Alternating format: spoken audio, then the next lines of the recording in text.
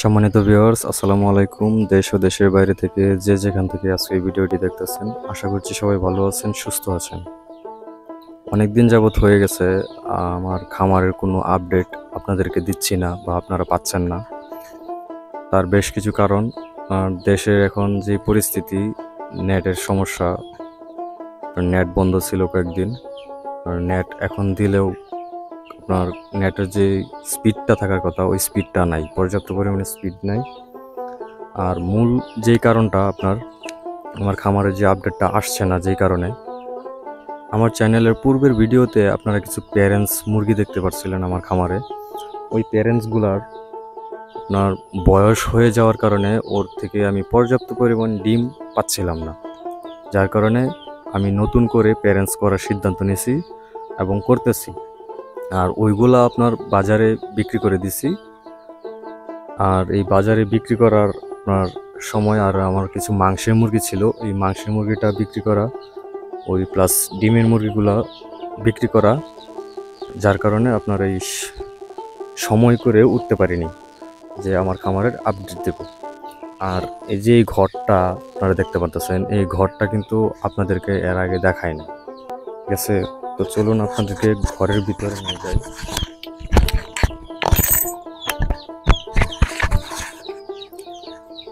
তো এই যে আমার এই ঘর, এই ঘরটাতে আপনার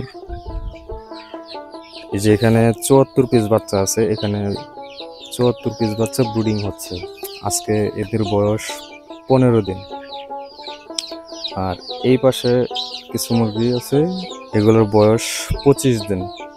তো এগুলোর একটু গ্রোথ কম, যার কারণ হচ্ছে আপনার এই যে ওদেরকে যে ফিডটা দিছি এটা আপনার সোনালি ফিড। এই যে এদেরকে দেওয়া হয়েছে এই ফিডগুলো আপনার সোনালি ফিড, আর নয়তো বাচ্চাগুলোর গ্রোথ থাকতো আরও ভালো। আপনার সোনালি ফিড খাওয়ানোর কারণে একটু গ্রোথ কম। যদি ব্রয়লার ফিড খাওয়াতাম তাহলে মাংসের মুরগিটা আপনার আরও গ্রোথ থাকতো। আপনার ব্রয়লার ফিডটা না দেওয়ার কারণ হচ্ছে আমাদের এখানে আপনার বস্তা ভেঙে ব্রয়লারের খাদ্য বিক্রি করে না। তারা এক বস্তা আপনার খাদ্য বিক্রি করে, বা আপনার দেখা যাচ্ছে ওরা অর্ডার দিলে তারপরে আপনার খাবারটা আইনা দেয়। তো যার কারণে ব্রয়লার খাবারটা আমি দিয়ে করি নাই। আপনার আমি চাইলে এখান থেকেও আমি প্যারেন্টস করতে পারবো, ঠিক আছে? এগুলোর বয়স আজকে 15 দিন। তো এখান থেকেও চাইলে আমি করতে পারবো। আর এখানেও আপনার 25 দিন, এদেরও গ্রোথ কম। ওই সোনালি খাবার, এই দেখেন সোনালি খাবার, এখনও সোনালির যে স্টার্টার খাবারটা এটা চলতেছে, ঠিক আছে? এখন আমি এইখান থেকে আমি সিদ্ধান্ত নিচ্ছি এখান থেকে 2-4টা আপনার মুরগি রাখবো। তো রাখার কারণে আপনার, যার কারণে আমি এখন পর্যন্ত সোনালি স্টার্টার খাওয়াইতেছি। আর নয়তো ব্রয়লার আপনার যে গ্রোয়ারটা পাওয়া যায়, আমাদের এখানে ব্রয়লার গ্রোয়ার পাওয়া যায়, ওই ব্রয়লার গ্রোয়ারটা দিয়ে আমি ওদেরকে আর খাওয়ানো শুরু করতাম, মাংস মুরগিটা তৈরি করতাম। আর এই পাশে আমার যে মাংসের মুরগিটা এটা এখানে রাখছি। এখানে 120 পিস বাচ্চা ছিল।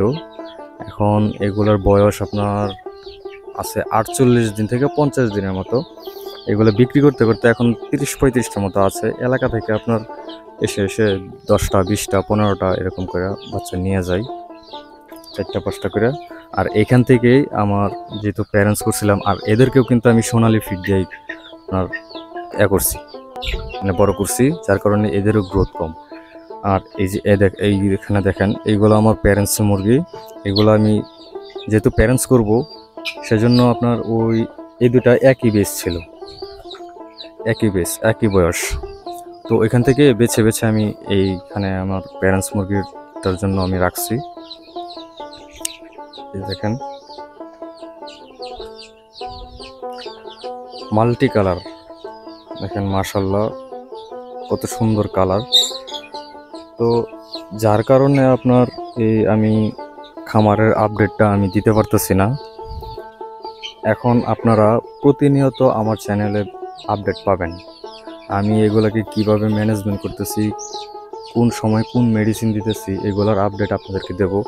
আমি যে প্যারেন্টস করতেছি কিভাবে করতেছি, কোন নিয়মে করতেছি, কোন খাবার দিতেছি, কোন সময় কোন খাবার দিতেছি, কোন সময় কোন মেডিসিন দিতেছি, এগুলোর আপডেট আপনারা পাবেন। আর ইনশাল্লাহ আর আগামীতে যে ভিডিওটা আপনার হবে ওইটা হবে ডিমের মুরগির যে মাসিক ভিটামিন কোর্সটা করা লাগে ওইটা। তো আমার যারা পুরাতন সাবস্ক্রাইবার আছেন তারা অবশ্যই জানেন যে আমি কৃত্রিম প্রজনন করাই, দেশি মুরগির যে কৃত্রিম প্রজনন আধুনিক পদ্ধতি, ওই কৃত্রিম প্রজননের মাধ্যমে আমি বাচ্চা উৎপাদন করে থাকি। তো আমার যেই মোরগগুলো ছিল 8টা মোরগ ছিল, ওই 8টা মুরগি আছে, প্লাস 4টা মুরগি আছে। তো ওইখান থেকে আপনার বড় জাতের যে মুরগিগুলা, যেগুলো একটু ওয়েট ভালো, বড় জাত, আর ওইগুলো একটু ডিম পারে এখন পর্যন্ত ভালো। তো সেই জন্য আপনার আমি মুরগিগুলো রেখে দিছি। আর আমার মেয়েটা আমার একটা মেয়ে আছে, ওই মেয়েটা আপনার ডিম খায়, যার কারণে আমি মুরগিটা রেখে দিছি 4টা মুরগি। তো এগুলো যখন আমার রেডি হয়ে যাবে তখন আপনার ওই 4টা মুরগিও আমি সেল করে দেব। তো এই ছিল আমার খামারের আপডেট। আর এই ঘরটার বিষয়ে আপনাদেরকে পরবর্তীতে একটা আপডেট দেব, যে এই ঘরটা করতে আমার কত টাকা খরচ হয়েছে, এই বিষয়ে একটা ভিডিও আপনাদেরকে দেব, যাতে আপনারাও একটা ধারণা পান যে এরকম একটা ঘর করতে কত টাকা আপনাদের এখানে খরচ হইতে পারে। আমার এখানে সব কিছুই কিনা লাগছে, ঠিক আছে।